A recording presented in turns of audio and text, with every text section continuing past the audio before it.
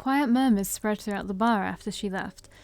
Suddenly, it felt like most of the patrons were staring at me, scrutinizing me.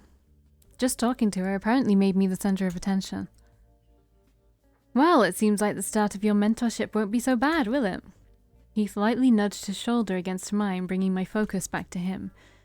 The perfect little job to get us comfortable with each other and to introduce you to Hollywood. Isn't it funny how everything works out? And the cat's come in, give me a second. I love the cat, but she just opens the door willy-nilly, and I can't, like, recording with the door open is just weird. Seems too good to be true, doesn't it? Can't blame you for being skeptical. The world trains us to be suspicious of too much luck. But I'm grateful for it, and I think we both deserve a little luck anyway. He flashed me a warm, reassuring grin, one of his slender fangs glinting in the light from above. Hey, bartender, you planning to run your mouth off with that girl all night, or are you gonna make us some drinks? A rowdy group, the same ones who'd been laughing in the corner earlier, stumbled up to the bar, shouting towards Heath. I'll be right there. He replied to them quietly, his voice barely loud enough to carry over the sound of the chatter. Well, you better fucking be. Yeah, neutral ground my ass, Mavar getting ignored to shit. As the group loudly grumbled at the other end of the bar, Heath turned back to me, biting his lower lip. I wanted to talk a little more about your dreams and your new life, but I guess we'll have time soon enough. I've just never been very patient, you see. He hesitated for a second or two, his gaze falling to my feet, then drifting back to my face. I'll meet you at the club the day after tomorrow, around 11:30. And then we'll make you ready for the real nightlife of Hollywood. I don't know, I'm gonna say that middle option, but I don't like it. Like, personally, that's not. Until then, don't miss me too much. You're so cruel, Valkii. You can't ask me to do the impossible. Like, I don't know, like, the interactions are so nice, though, and, like, the expressions that come along with the words that appear on the screen, I just like it. I don't know. That's not something I would say necessarily, but I kind of want to make sure I'm going in the right direction, I guess. Leaving my seat at the bar, I stepped towards the door, getting ready to walk back into the cool night. Out of the corner of my eye, I could see the Mavar group watching me go, their gazes locked to my back. Oh, and Valkii? When I glanced over my shoulder, Heath flashed me a playful wink. Bring a swimsuit. After his comment, he smoothly turned away, busying himself making drinks. Okay. I left the bar with the last curious remark echoing in my ears. Clearly, Heath was no stranger to the type of party we were going to attend. Charisse probably sent him on these missions regularly. Whatever lay in store for me at that club, I had a feeling it would be interesting, to say the least.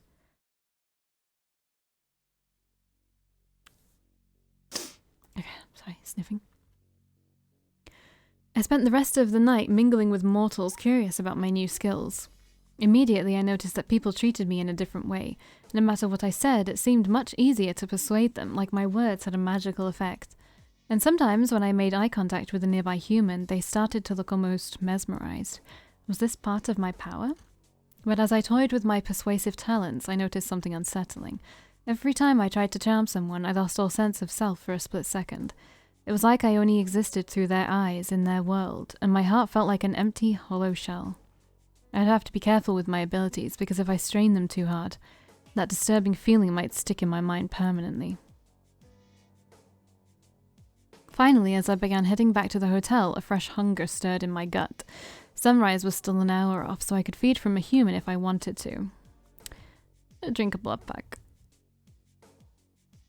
I shook my head. I wasn't ready to drink from another living thing. I'd just drink the leftover blood pack from my fridge. It didn't satisfy me nearly as much as warm blood, but it would have to do. By the time I returned to my hotel... Why don't you just warm it up? Oh. I know it's still like old blood. It's not straight from the source, but just warm it up. That's what they do in True Blood as well. They put the True Blood in the microwave. By the time I returned to my hotel room, settling in for the night, everything was beginning to feel more natural. It was still bizarre to think I'd been turned into a blood-sucking pretty corpse, but I realized something important. My house didn't have to define my nature. Although my Iskari blood reflected my personality, I didn't need to conform to it. I'd follow my mind and desires and do what I wanted, not just what my blood wanted me to do.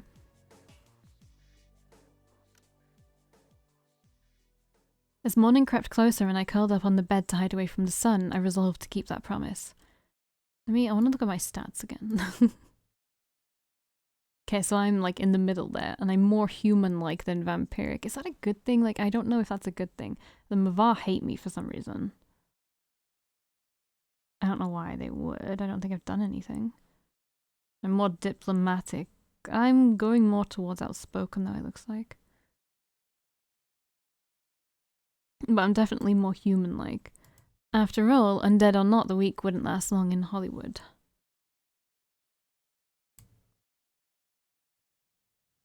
I think the cat sees birds outside again. The night sky flickered past outside my car window, its stars almost invisible through all the light pollution. I was on my way to South Los Angeles, courtesy of Charisse's driver. He never said a word, which was slightly unnerving, but the circumstances didn't really lend themselves to small talk. Only a few days ago, Marcus and I had taken this same sedan to the Hollywood Heights Hotel, and now here I was, riding it again, rolled out like a bowling ball from Charisse's fingertips. Unlike my previous mission, I hadn't been given a lot to go on. All I knew was the description of Charisse's agent. A Latina, Iscari blood, grey suit with blue shirt, appeared in her mid-30s. Can I write this down? I'm gonna write this down. I don't know if I ever need to. Sometimes in games I just write things down and I don't have a pen on me. Right, we're gonna open a notepad there. I like writing things down more than just opening a notepad. But I never know if it's gonna give me like a notepad in the game or something. So Latina, Iscari blood. Don't know how we're gonna visibly see that, but that's fine. Grey suit, blue shirt, mid-30s. Okay. She'd gone missing a few days ago. And even though Charisse said the agent usually took lengthy vacations, I had a bad feeling about this. Before long, the sedan pulled over to a seemingly random point on the street. Of course, the driver didn't say anything, but I could guess that this was my drop-off point. I left the car for the streets of South LA, wondering how exactly to start my search. Asking around wouldn't be a bad idea, though most of the people passing by looked pretty unsavory. I could also try to track her down myself if there were any traces left of her scent. My best bet was probably to go watch a movie. I'm gonna look for clues or signs of a struggle. If she'd been attacked, there might have been some kind of clue left behind. It was a long shot, but it might be worth a try. I combed through the streets and the alleys trying to find anything that would give me a hint to the agent's whereabouts. But there was nothing to be found besides litter, grime, and general human misery. I'd have to take a different approach, maybe something more suited to my Iscari talent, so it's trying to force me to do something. Okay, I wandered back to my starting point, mulling over what to try next. Let's ask around, since we're apparently persuasive. Rumors and potential witnesses will probably be my best bet. I'd have to remember I was dealing with mortals, though. I wasn't sure if that made things easier or harder. I wandered around for a little while, talking to a few people who seemed like they hung out on the street. Prostitutes, pimps, dealers, the homeless, but most of them weren't willing to talk, and the ones that did talk hadn't seen the agent. Just as I was starting to get frustrated by my string of failures, someone on the street caught my eye. A middle-aged man leaning on the wall outside a storefront, his eyes intently flickering over the people passing by. He looked like the type of guy who probably drove a white van with tinted windows and carried chloroform in his back pocket, but with that keen stare, he might have seen something. Without pausing to reconsider my questionable decision, I quickly approached him. "Why, hello there, honey." The man's eyes roamed over my face, crawling down my body. Judging from his eager, predatory smile, I probably wasn't dealing with some pleasant gentleman out for a smoke. Let's like butter him up a little bit first. I don't want to, I feel sick, but let's do it. "Hello, you look a little lonely over here all by yourself." "Oh, I'm very lonely. You must be too." The man chuckled, raising his eyebrows. "If we're both lonely, maybe we should get to know each other a little better. Much, much better." Ugh. "Before we do that, have you seen my friend, a Latina in her mid-30s, grey suit, blue shirt?" "Maybe, maybe not." He shrugged, a slippery grin stretching over his face. "I'll only spill the beans once with someone nice and cozy in private." You know, I don't hate myself enough to do this. "Why don't you look into my eyes and tell me a little more right now?" At first, the man only chuckled, leaning in close enough for me to smell the bitterness of his breath. But slowly, bit by bit, his greedily glimmering eyes grew vacant. He stared at me, transfixed, jaw open and drooling. It was like his mind had just turned to putty in my hands. Pretty girl like that passed by a couple nights ago. He spoke in a slurred, halting murmur, as if the words were slowly leaking from his mind. I followed her into that dead-end alley over there, but she disappeared. Maybe went sewers. Seemed like following someone. The man trailed off slowly, falling into a silent daze. His blank stare made him seem like a machine waiting for input. Bye, you sleazy fuckball. Good, that's all I needed to hear. I turned away from him to glance at the alley he'd pointed to not far off. But when I began to walk towards it, I heard a grunt of confusion behind me. What the hell was... Hey, what did you just do to me? But I ignored the angry shout directed at my back, figuring it was best to leave him wallowing in his own slime. That hypnosis. I hadn't even done it consciously. It was more like instinct. It was a powerful ability, no doubt about that. If I kept practicing it, I could probably get anything I wanted out of mortals, weaker-willed ones anyway. When I reached the alley, I realized why the man thought the agents had disappeared. It was very much a dead end, except for the manhole leading to the sewers. If the agent was chasing someone or running from someone, it seemed like a perfect escape route. Knowing I had to be on the right track, I grabbed the manhole cover and easily yanked it off. A damp, smelly darkness yawned at me from below, but unfortunately, it seemed like the only way forward. After clambering down the ladder, I stepped off the bottom rung into murky, shallow water. A few rats darted away, squeaking in terror, like I'd barged into their private meeting. I really hadn't come to LA expecting to splash around in the sewers, but life was just full of surprises. I cautiously made my way forward, trying to spot any sign of the agent. The stench of sewage was almost unbearable. It was bad enough as a human, but as a vampire, I felt like I was snorting a line of garbage. Ironically, just a few hours ago, I'd been lounging in my extravagant hotel suite, and now here I was, getting intimately acquainted with LA's waste. In the middle of all that filth and vermin, I pondered how... a shit hike was good practice? What does that mean?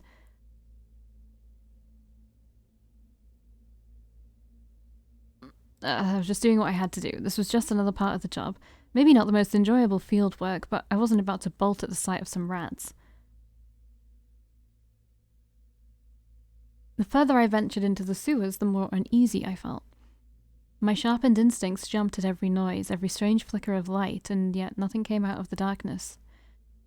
Then, over the awful smell of LA's various waste, I suddenly picked up a different scent. Blood. But it was strangely... acrid? How do you say the word? I don't know. Acrid?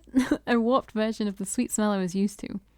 So what, is that dead blood? Like, vampires can't really drink dead people's blood, right? I followed the bitter scent down several tunnels, staying on high alert. Closer. It was so close now, and anticipation filled my empty gut. I rounded yet another corner, and then the smell stopped. It was strongest right here, but I couldn't see anything but water and floating garbage. Had I missed something? Just as I was about to turn around, my gaze fell on a ruined TV lying on a pile of clothes. It looked unnatural, out of place, and the water around it was a different color. But as I stared at the TV set, I slowly realized I wasn't looking at someone's discarded trash. The screen was torn out, but instead of exposed wires, inside it, I saw a mangled head. That pile wasn't just clothes, it was a body. With a chill creeping up my spine, I slowly stepped closer, studying the corpse. When I recognized its features, my stomach clenched in dread. This was Charisse's agent. At least, from what I could tell, her body was completely mutilated. Someone had opened a hole in the bottom of a TV and stuck it over her head. Let's do it. This is dangerous, but let's do it. She looked like she'd been attacked by a wild animal, huge chunks of flesh sliced off, bones sticking out, clothing torn into shreds, and more strangely, she was missing her eyes and ears. But judging from the precise cuts there, they'd been removed with almost surgical precision. As my eyes travelled down the massacred body, I spotted something on the ground by its side. It was a small piece of oddly bright stationery, printed with almost mechanically perfect handwriting. It's always the same. It must have been a note from the killer. Charisse would definitely want to see this. Something is so gonna happen. I bent down to gingerly grab the paper, folding it up to stick it in my pocket. There we go. At that moment, I felt something on my shoulder. A cold grasp squeezing tightly. Ooh, I don't know. I'm gonna give this one a save, I think. Say nothing. I stayed silent, unsure how to react or even if I could react. The presence behind me didn't move or speak. It felt like it was waiting for me to do something. But when the next few moments passed by, and then the next, and the next, I heard a quiet sigh and the hand on my shoulder slowly turned me around. You have a fascinating method of self-preservation, or perhaps more accurately, a lack thereof. Yeah, I knew it was you, fuck up. Go away. There stood Marcus, his pale eyes shining brightly. Was that really necessary? Why, of course it was. Everything I do is for some purpose or another, although many times I don't figure out that purpose until much later. Turning away from me slightly, Marcus lowered his gaze to the gory mass of flesh that was once Charisse's agent. I saw a keen interest in his eyes, almost fascination, not the look you'd usually observe a mangled corpse with. I gather the Red Queen sent you here. She will applaud your investigative skills, no doubt. Tell me, just what do you believe happened to this unfortunate soul? They cut out her eyes and ears. It wasn't just mindless killing. One would be inclined to think so indeed. A message or perhaps self-therapy of the most visceral kind. Hands clasped behind his back, Marcus strolled towards the corpse, circling around it with an analytical light in his eyes. The bottom of his long coat swished in the discoloured water, soaked and dripping, but he didn't seem to particularly mind. I suggest you tread very carefully around this matter, Valkii. There is a sense of formless malice in the air, a festering loathing that something created. Do not underestimate the wretched. I'll find whoever did this and make sure they don't harm anyone else. Whatever you do is solely your decision, but I would hope you think before you do it. One wonders sometimes what justice is fit for this world.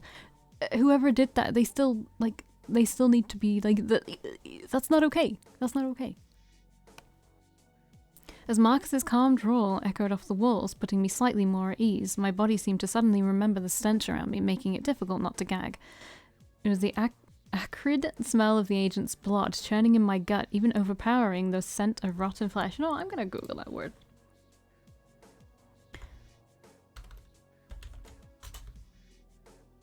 Acrid.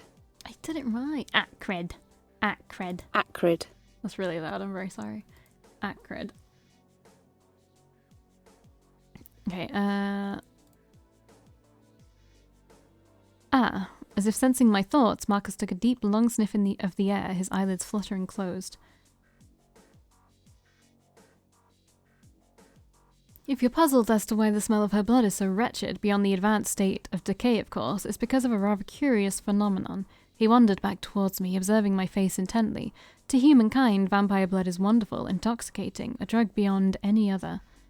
In fact, it gives them certain temporary powers, usually a very weak form of their donor's own.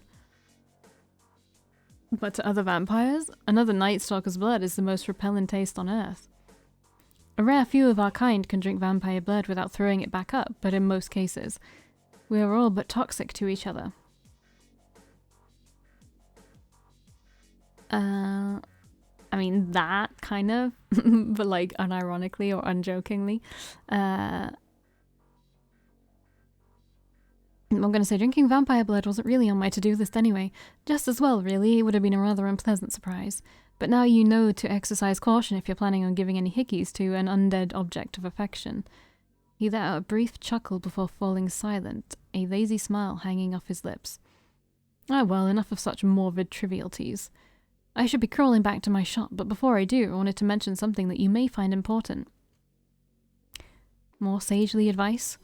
I am the fool, not the sage, sister. Well, you said it first. Now, despite what you may think, the number of vampires in Los Angeles is fairly low. Most of us all know each other, or at least each other's names. And that's exactly why word about you will spread faster than herpes in a game of spin the bottle. In fact, I have a mind to believe it's already spreading. Everything you do or say will get out somehow, so keep that locked up in your mind somewhere, safe and sound. I guess I should try to keep a low profile then. You most certainly can, but I would suggest a different solution. Consider associating more with your fellow stalkers of the night, indeed as often as you can. Not just the vampires who share your beliefs either. A creature is corrupted when they hold in higher esteem those who agree with them rather than those who don't. Well, nobody wants an echo chamber. Make allies, or at least observe your enemies, because someone will always find a fantastic excuse to hate you, even if you make Jesus look like he wasn't trying hard enough. You can find our kind everywhere. The slaughtering house, the abattoir, I mean to say, the streets, the bar, the beach, the hotel. He gestured grandly in a half circle with one hand as if using the surrounding filth to symbolize LA. And you know where my den of depravity is, of course. Yeah, how could I forget? Time to jumpstart my vampire social life. Feels like high school all over again. So it does, so it does. Who will be the prom regent of Los Angeles? I await the finale with bated breath. He exhaled a long, quiet sigh, smiling wistfully for some reason or another, but probably not from sympathy. I'll get my mouse off the screen. But just as he turned to leave, Marcus paused, throwing a sudden glance back towards me. I'm sure our roads will cross again sooner or later, Valkii. No need to take the one less travelled, it makes a little difference in the end. He raised 2 fingers to offer me a casual wave, eyes glinting behind his glasses. I don't find you cool at all, so you should just, be normal around me. As Marcus disappeared around the corner, his presence rapidly faded, almost as if the darkness had just swallowed him up. For all I knew, maybe it had. Maybe that's one of his powers, as a Golgotha. I desperately needed a drink. With the killer's note in my hand and the image of Charisse's dead agent burned into my brain, I made my own exit. Oh, the guy from the bench has got up. Back on the street, the driver had been patiently waiting for me. Of course, he said nothing as I climbed into the sedan, even though I probably smelled like all of LA's bodily waste. Surely even he wondered sometimes if he was being paid enough for all of this. Sorry if I'm stinky. Am I going right to Charisse? The glimmering hotel lobby welcomed my return with warm lamplight, but the second I stepped inside, the desk clerk hastily motioned me over, offering me the telephone and a scribbled phone number. Apparently, Charisse was traveling and couldn't receive my report in person, so I had to ring up her hotel. Yes, Charisse Locke speaking. Her voice crackled sharply at me, brisk as ever. Who is this? Hello, Charisse, it's Valkii. Ah, good, I was expecting you to call. I apologize for not being there to speak with you, but I'm afraid I had to attend to business matters. I assume you found the agent then? Give me the details of your report. Just tell her everything, whatever. I described everything that I could remember, mentioning the agent's body and the way I discovered her. There was a note too, which I read out to Charisse. I see. After I finished, the line went silent for several long moments. It doesn't seem like an act of intimidation, but it's most peculiar to leave a body in the sewers regardless. Her halting words sounded a little wary, concern rippling through her voice. To be perfectly honest, this strikes me as the work of an independent rogue or a serial killer rather than an assassination. Rather unnerving, to say the least. We should all be careful until the culprit's found. I agree, it may be an isolated incident, but I would rather not lose any further associates to some unhinged killer. Charisse pointedly cleared her throat and just like that, glided onto the next subject. Your timing, as always, is perfect. I recently received a message about a few problematic mortals. These past 2 nights, it would appear they've been searching for vampires, most likely as sort of some supernatural tabloid publication. She let out a quiet, weary exhale that suggested this kind of thing wasn't new. Normally, they wouldn't be anything but a mild nuisance, except these mortals are dangerously close to the Mavar hideout on the beach. Randall and his followers, animalistic and reckless as they are, might accidentally expose their true natures while the photographers are around. Therefore, to put things bluntly, I need you to drive these humans away. You are up to the task, I assume. Fine, I'll take care of them for you. Good, be discreet. Feel free to employ whatever means necessary. Just ensure that Randall's street urchins don't show their faces on the nightly news. Very well, unless there's further business, I'll leave you to your devices. Nope, goodbye. I don't want to get close with her. My allegiance isn't to Charisse. It's not to anyone really, apart from maybe Heath. With that, the line clicked off, and my second mission for Charisse came to an end. It seemed like this was going to be my new routine, at least until the war was over, so for better or worse, I'd have to settle into it. At the desk clerk's insistence, I changed into a bathrobe and let the staff wash my disgusting clothes. Good shout. By the time I returned to my room, still swathed in fluffy pink cotton, the sun's rays were beginning to loom dangerously on the horizon. Tomorrow I'd be meeting Heath at the abattoir for that party, which would be a stark contrast from sewer diving. Heath had sounded excited for it. So I was probably in for a more enjoyable time, probably. Crawling under the covers, I curled up in comforting darkness. Soon sleep took me away, blocking out the painful sun. The end of another night in Hollywood.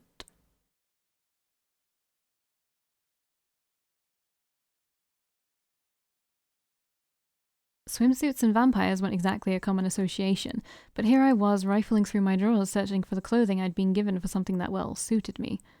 Finally, I found a usable one and slipped it on under my normal clothes. With any luck, it wouldn't make me stand out too much. The clock read 11. Time to go. I guess like PM and AM aren't necessary since it'll always be PM, pretty much. I mean, it'll be AM. You know what I mean, like the number will know which AM and PM it is. Outside, I had to hail a cab since Charisse's car wasn't around anywhere. The ride through LA's crowded night streets didn't take too long, luckily. Heath was probably already at the abattoir waiting for me.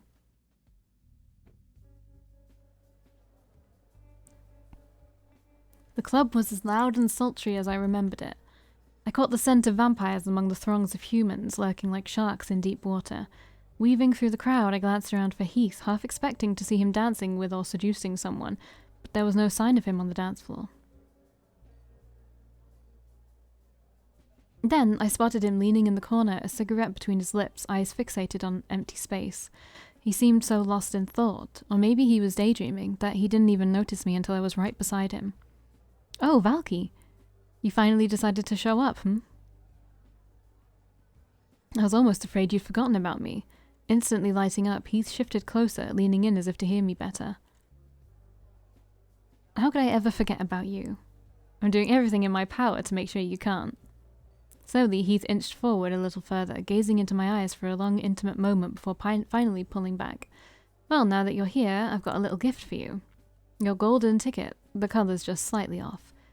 He handed me a small silver card that read VIP marked beneath with a red star.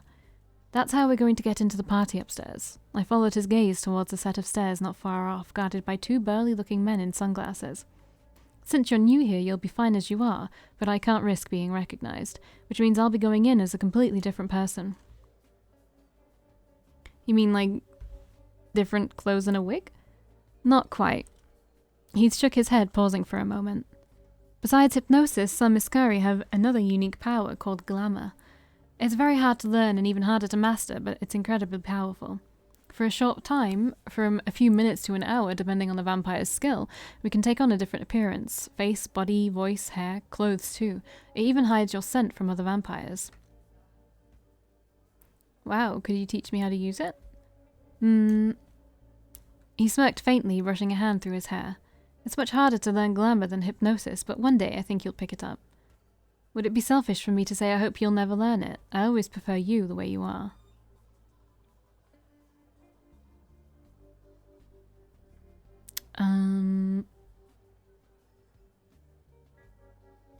One of these. I don't know which one though. That's sweet of you, Heath, or thanks, I like me the way I am too. That's sweet of you, Heath. It's just the truth. I glimpsed a mischievous sparkle in his eyes before he closed them, lingering even when they reopened. Taking a long, deep breath, he cleared his throat and straightened up purposefully. Alright, let's get started. Remember, we're looking for a girl who will seem very human. Keep your eyes open for anything strange or sudden. We don't have any other clues to go on. After you change into your swimsuit, show your card to the bouncers and head up those stairs. I'll meet you there. Why do we have to wear a swimsuit? I hope you won't keep me waiting too long. Then, pointing at me and offering a sly grin, he stepped back, turning to disappear into the crowd.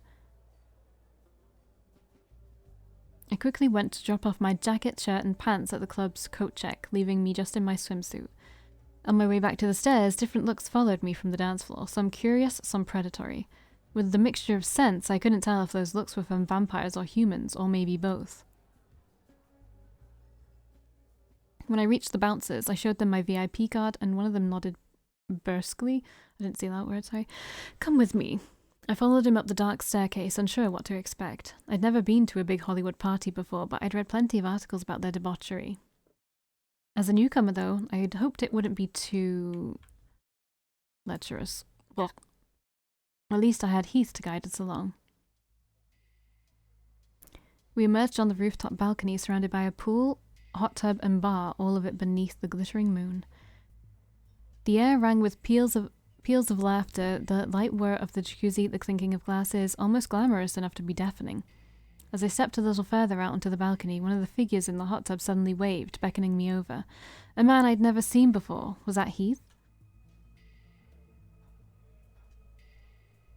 It does kind of look like him, even in the eyes, obviously, right? I approached the jacuzzi and he motioned for me to step in beside him, winking almost imperceptibly. It was Heath, then. The hot water felt strange on my cold skin, but I didn't feel any pain or discomfort when I slid in beside him. Oh, River, who is this? This is Valkii. She's a really close friend of mine, so don't tear her apart, alright? It felt like 100 beautiful pairs of eyes suddenly flicked onto me. In that instant, I saw so many different things in their faces. Envy, scorn, lust, admiration, like beasts sizing up a new member of the pack, some ready to pounce, some others simply stalking off. Hi everyone, smile. Oh, she's just adorable. There's someone in Hollywood with a face like that and nobody's scouted her yet? What the hell am I paying my people for? A tittering laughter rose up from the hot tub as everyone observed me closely. How do you know her, River? Oh, you're not a couple, are you? Heath, or River as they knew him, glanced towards me.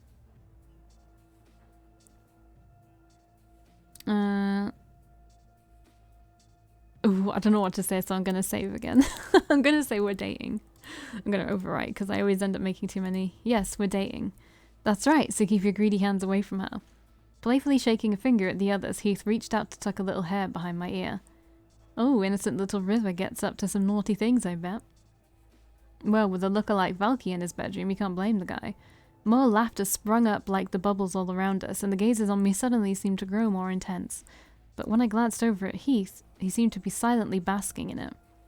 The pride, the lust, the greed, the essence of Hollywood right in this little pool. Oh, River, can I ask you something about a part I'm in? You're always so good at getting into characters' heads. Of course. After the briefest moment of hesitation, Heath flashed one of the nearby girls a winning smile, turning to face her. Okay, this is not for fun. We're here for an investigation. We need to see someone who's acting overly human. The normal chatter quickly resumed, but the instant Heath left my side, the man next to me nudged my shoulder. Say, you really do have a face for the pictures, don't you? Have you ever wanted to be a star, Valkii? See your name in shining lights? I've always dreamed of it ever since I was little, but not really. I knew it. You've got that sparkle about you, that je ne sais quoi.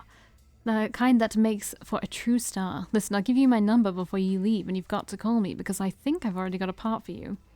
We're gonna make something special, Valkii. This seems porny. I don't like it. Go away. As soon as the man, a director, flashed me a shining grin, the girl beside him suddenly reached towards me. Her fingertips touched my face, which, thanks to the hot tub, was deceptively warm. Oh my god, your skin is perfect! What do you do? Can you tell me who does your skincare and makeup?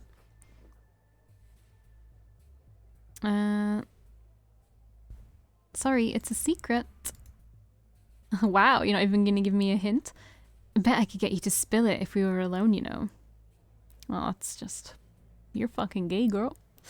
As the woman sighed, batting her eyelashes in my direction, I noticed Heath watching me from nearby. He smiled when our eyes met, all but ignoring the girl chattering excitedly to him. Somehow, he seemed far more in his element here than at his bar or the hotel. Like all this glamour put him at ease rather than intimidating him. Well, he was an actor. Valkii, I never thought I'd see you here. An unfamiliar man called out to me, waving enthusiastically. That party you had the other night, that was insane. I've never seen so many lines cut up in one place. But Jesus, some crazy chick fed me some fucking ketamine while you were in the back. Told me it was coke, but it was fucking scary, like I couldn't control my body. No wonder they use it as fucking horse tranquilizer, right? Glad you enjoyed it. I'll be sure to invite you to the next one. Can't wait. Maybe stock the bar a little better next time though, huh? I think the beer was gone in like 15 minutes. And that absinthe stuff you kept talking about, that tastes like shit. Fucking battery acid. He wheezed out raucous laughter, but it was quickly swallowed up by the surrounding chatter and whir of the jacuzzi jets. It was hard to tell if he'd mistaken me for someone else, or if he was just coming up with a story on the fly to impress the others. Whichever it was, no one really seemed to care. No one's been acting overly human, I would say. So I don't know. As the party went on, more and more people slid over to me, asking about my job or my tailor or any sordid gossip that I'd heard. I managed to deflect all their questions easily enough, especially since no one really seemed to be listening to what I said. They were more interested in my face, or just wanted to hear their own voices. While I coasted between one-sided conversations, I tried to pinpoint the Ascari who Heath had been talking about. Surely there'd be something that would give her away, even if she was glamoured. But every partygoer seemed utterly eccentric, off in a world of their own, either due to their fame-swollen heads or the drugs swimming in their systems. It was like they existed in another universe entirely, vampires in their own right.